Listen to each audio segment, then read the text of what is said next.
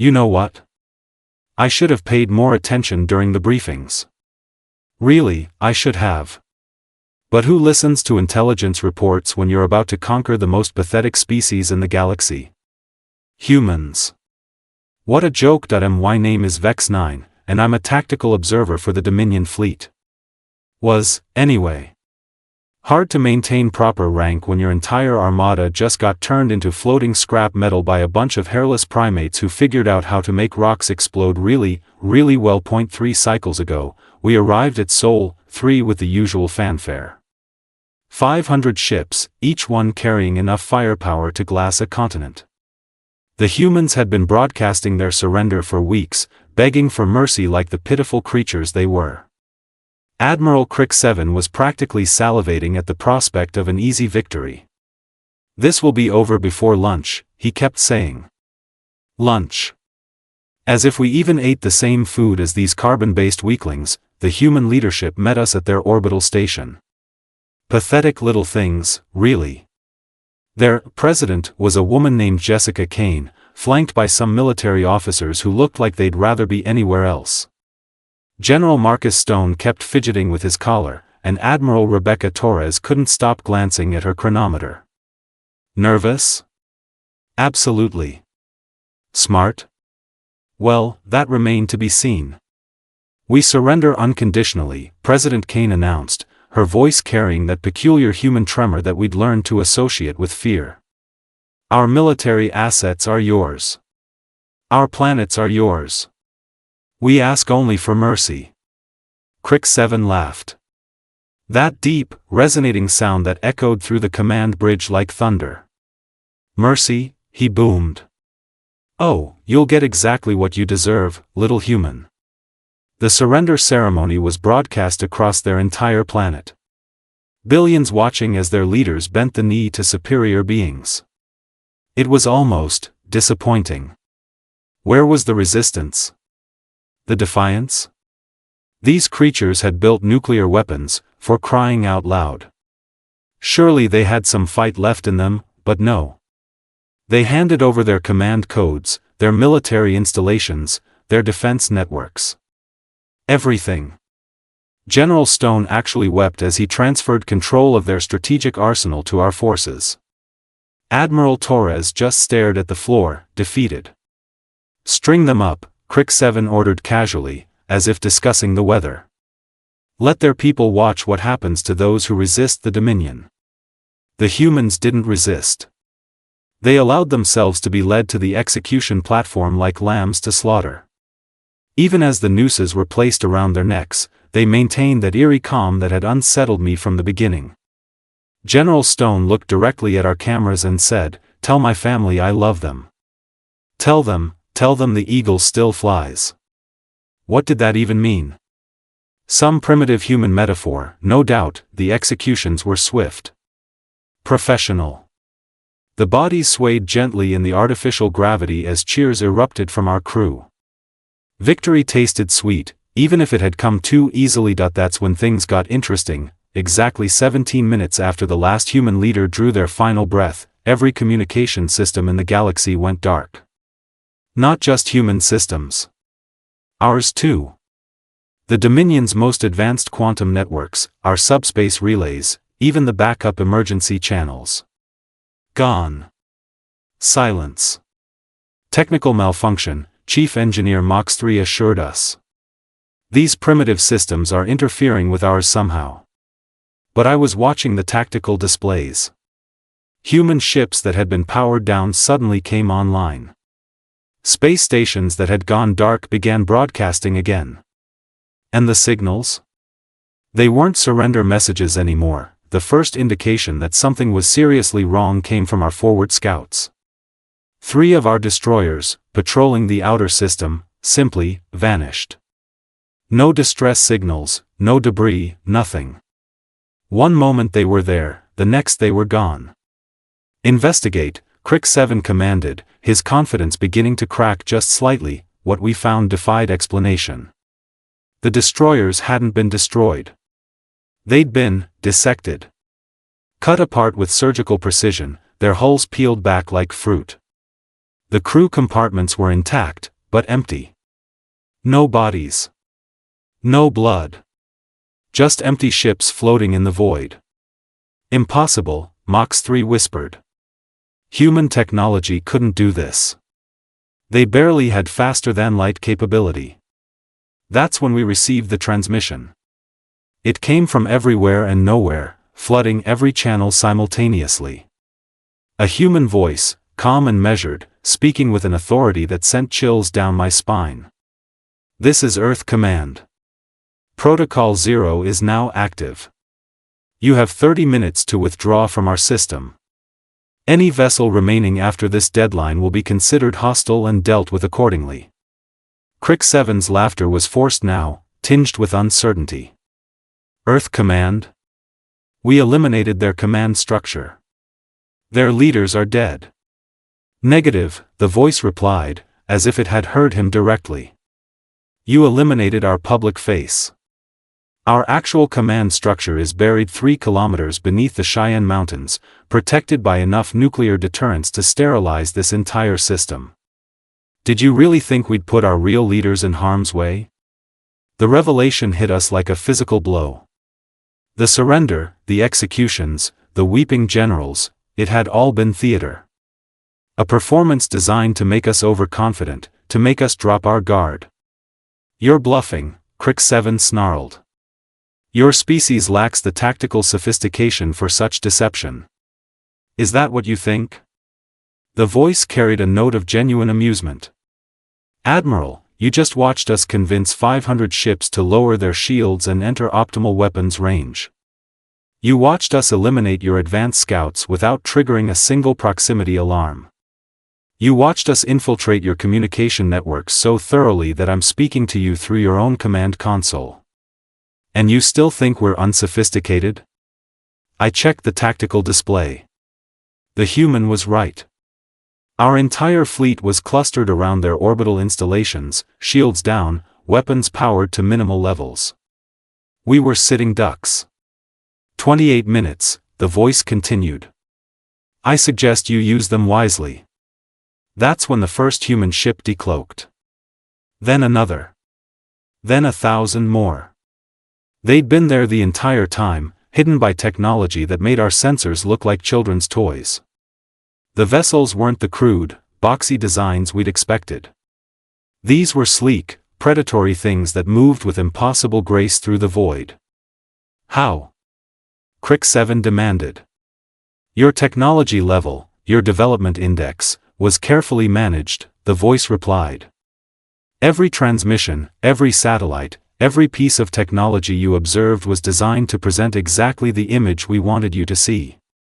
We've been preparing for this moment for 200 years, ever since our deep space probes detected the first signs of your expansion. We knew you were coming. We knew how you operated. We knew exactly how to make you underestimate us. The human fleet began to move, surrounding our forces with mathematical precision. No wasted motion, no unnecessary displays of force. Just cold, calculated positioning that spoke of centuries of strategic planning. Your primitive nuclear weapons, the voice continued. They're fusion-enhanced antimatter devices now. Your barely faster-than-light capability. We've been traveling at 10 times light speed for 50 years. Your crude computer systems. They're quantum-entangled artificial intelligences that make your best tactical computers look like pocket calculators. I watched in growing horror as our weapon systems began shutting down. Not damaged, not destroyed, simply turned off. The humans had infiltrated our ships so completely that they could control our systems better than we could. 25 minutes, the voice announced. And counting. Crick 7's face had gone pale. You're monsters. This level of deception, this calculated manipulation, it's inhuman. Inhuman? There was genuine laughter in the voice now. Admiral, you just executed our leaders on live television to terrorize our population. You were planning to enslave our entire species. You came here with the intention of committing genocide. And you're calling us monsters? The human ships began to glow with an energy I'd never seen before. Not the harsh, violent light of plasma weapons, but something else. Something that made reality itself seem to bend and twist around them. Let me explain something about human nature, the voice continued. We're persistence hunters. We don't give up. We don't forget. And we absolutely do not forgive. You killed our actors, Admiral. You killed brave men and women who volunteered to die so that you would underestimate us. General Stone had 3 grandchildren. Admiral Torres was 2 days away from retirement. President Kane had been married for 37 years. The energy around the human ships intensified. Space itself seemed to be warping, creating effects that our best scientists couldn't explain. They died so that you would think you'd won. They died so that you would cluster your ships exactly where we needed them. They died so that when we activated Protocol Zero, we could end this war in a single decisive moment. What is Protocol Zero? I found myself asking, my voice barely a whisper. Protocol Zero, the voice replied, is what happens when you mistake human compassion for weakness. When you confuse our desire for peace with inability to wage war. When you assume that a species that conquered its own planet, survived ice ages, and built weapons capable of destroying worlds is somehow soft. The countdown reached 20 minutes. Around us, the human fleet began to sing. Not with voices, but with harmonic frequencies that resonated through the hulls of our ships. It was beautiful and terrifying at the same time. You see, the voice continued, we've been watching you for centuries. We know how you operate. You attack primitive species because you assume they can't fight back. You rely on overwhelming force because you've never faced an opponent who was willing to sacrifice everything to win. The singing grew louder, more complex. I could feel it in my bones, in my very soul. It was the sound of a species that had decided to stop pretending to be weak. 18 minutes, the voice announced. Last chance to reconsider. Crick 7 finally broke. We withdraw. We withdraw immediately. The human voice paused, and for a moment, I thought we might actually survive this nightmare. Then came the response that chilled me to my core. Negative. Withdrawal window has closed. You executed our people, Admiral. You broadcast their deaths across the galaxy as a warning to others. Protocol Zero doesn't offer second chances. But you said 30 minutes. Crick 7 screamed into the comm, I said you had 30 minutes to withdraw. I never said I'd let you leave after that. The voice carried a note of cold satisfaction. You see, Admiral, this is what humans call a teaching moment. Your species needs to learn that there are consequences for underestimating us. The harmonic singing reached a crescendo, and suddenly I understood what I was hearing. It wasn't just music. It was a countdown. A funeral dirge for our entire fleet. 15 minutes remaining, the voice announced. Allow me to explain what's about to happen. Your ships are currently surrounded by gravitational field generators. In approximately 14 minutes and 37 seconds, those generators will create a localized space-time distortion. Your vessels will be compressed into a singularity roughly the size of a marble. I felt my stomach drop. That's impossible. Gravitational manipulation requires technology centuries beyond your development level. Does it? The voice sounded genuinely curious. Tell me, Observer Vex 9, how long do you think it takes a species to develop advanced physics when they're motivated by the complete annihilation of their civilization? How did they know my name? How did they know my rank? The realization hit me like a physical blow. They'd been watching us for years. Studying us. Learning our weaknesses while we remained blissfully ignorant of theirs. 200 years ago, the voice continued, your species destroyed the Altarian Republic. 43 billion souls, reduced to ash because they refused to submit. We saw the recordings. We studied your tactics. We learned that you only respect strength, and that you mistake mercy for weakness. The human ships began to move into new formations. Not the chaotic swarms we'd expected from a primitive species, but precise geometric patterns that spoke of mathematical perfection. Each vessel moved with purpose, creating a three-dimensional mandala of death around our trapped fleet. So we made a choice, the voice said. We decided to become the thing that even monsters fear. We developed weapons that could crack planets. We built ships that could outrun light itself. We created artificial minds that could calculate the destruction of entire star systems in milliseconds. You're insane, Mox 3 whispered. No civilized species would develop such capabilities. Civilized? The human voice laughed, but there was no humor in it. Chief Engineer, your species has committed genocide 47 times in the past millennium. You've enslaved 600 different civilizations. You've turned entire star systems into mining operations, displacing billions of sentient beings. And you're calling us uncivilized? One of our frigates suddenly imploded. Not destroyed by weapons fire, but simply collapsed. The hull folded in on itself like origami, creating a perfect sphere of compressed metal and flesh. The crew didn't even have time to scream. 12 minutes, the voice announced. That was a demonstration. Your gravitational shielding is utterly useless against our field generators. We can compress matter at the quantum level, rearranging atomic structures at will. What do you want? Crick 7 demanded, his voice cracking with desperation.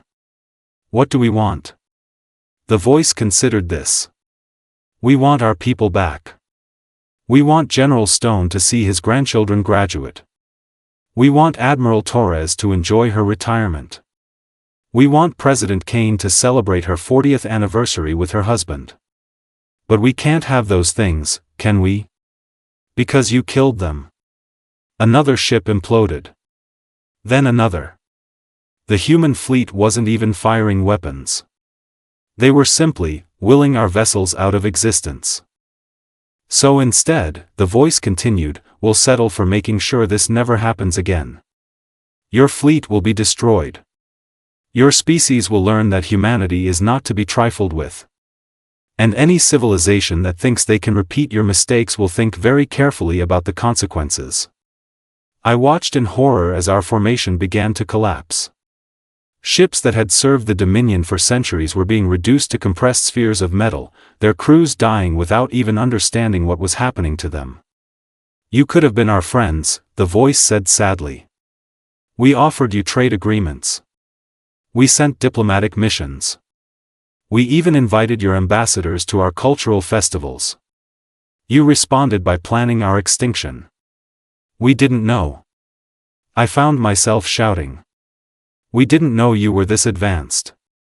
Exactly, the voice replied. You didn't know. You didn't bother to learn. You saw what you wanted to see, and you assumed the rest. That's not ignorance, observer. That's arrogance. The human ships began to pulse with that strange energy again. Reality itself seemed to bend around them, creating visual effects that hurt to look at directly. 10 minutes, the voice announced. I want to tell you a story, observer. About a human child named Emily Watson. She was 7 years old when your long-range scouts first entered our system. She drew pictures of the pretty lights in the sky, not knowing they were reconnaissance drones mapping our defenses. Another frigate imploded. The compression wave was so intense it created a brief flash of light as the matter was converted to energy. Emily grew up to become our finest physicist, the voice continued. She spent her entire life developing the technology that's about to kill you. She died 3 weeks ago, at the age of 207. Her last words were, make sure they understand the cost of underestimating human determination. You're monsters, Crick 7 whispered. No, the voice replied. We're teachers. And class is about to begin. The human fleet suddenly accelerated to impossible speeds, moving in patterns that defied physics. They weren't just faster than light anymore. They were moving through dimensions we couldn't perceive, attacking from angles that shouldn't exist. 8 minutes, the voice announced. Did you know that humans are the only species in the galaxy that tells stories about monsters? We create fictional creatures specifically to frighten our children. Dragons, vampires, demons, things that go bump in the night. Do you know why? Our flagship's shields flickered and died. The gravitational field generators were overloading every system we had. Because we understand that the greatest monsters are the ones that look like us, the voice continued. The ones that smile while they plan atrocities. The ones that convince themselves they're bringing civilization to the galaxy while they commit genocide. I felt tears streaming down my face. Not from sadness, but from sheer terror. This wasn't a battle. It was an execution. A carefully planned demonstration of power that would echo across the galaxy for generations. 7 minutes, the voice said. I want you to send a message to your home worlds, observer. Tell them what you've seen here. Tell them that humanity is no longer hiding. Tell them that the age of the Dominion is over. They'll never believe me, I sobbed. They will, the voice replied confidently. Because you're going to be the only survivor. We need someone to carry the story back. Someone to explain what happens when you mistake human compassion for weakness. The revelation hit me like a physical blow. I was going to live. I was going to watch my entire fleet die, and then I was going to carry the tale back to the Dominion. A living reminder of the consequences of underestimating humanity. Why me? I asked.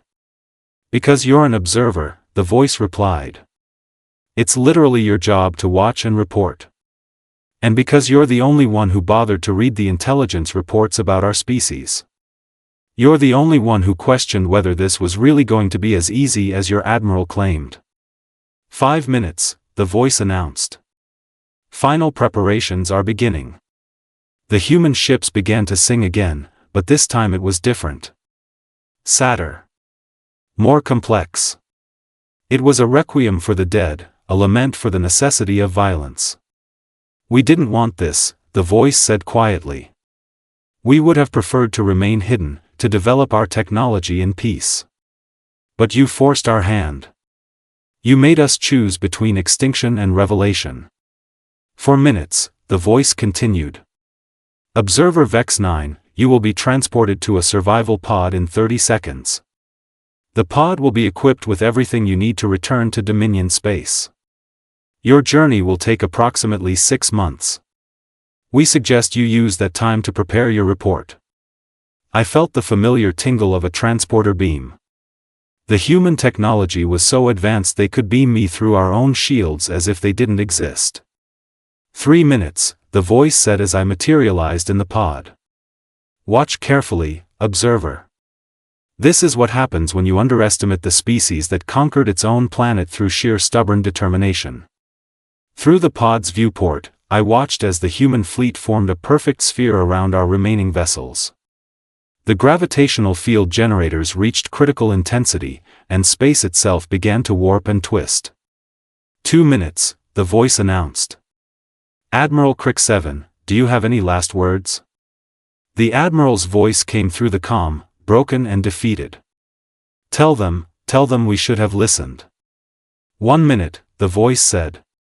Goodbye, Dominion Fleet. May your death serve as a warning to others. The human ships pulsed with energy one final time. Reality bent, twisted, and finally snapped back into place. Where once 500 Dominion vessels had floated, there was now only empty space and a single marble-sized sphere of compressed matter. My pod's comm system crackled to life. Observer Vex 9, this is Earth Command. Your return journey begins now. Remember what you've seen here.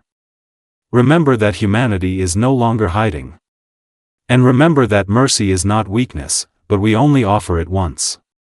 As my pod began its long journey home, I stared out at the empty space where my fleet had been. The humans had kept their word.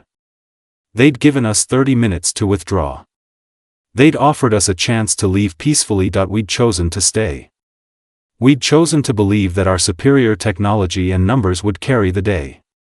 We'd chosen to underestimate a species that had spent 2 centuries preparing for this exact moment. Now I had 6 months to figure out how to explain to the Dominion Council that the age of easy conquest was over. That somewhere in the galaxy, a species had learned to turn compassion into the deadliest weapon imaginable. The humans were right about one thing. Class was definitely in session, and the lesson was clear: never, ever underestimate the species that learned to laugh in the face of extinction while planning the complete annihilation of their enemies. Protocol 0 was complete. The age of humanity had begun.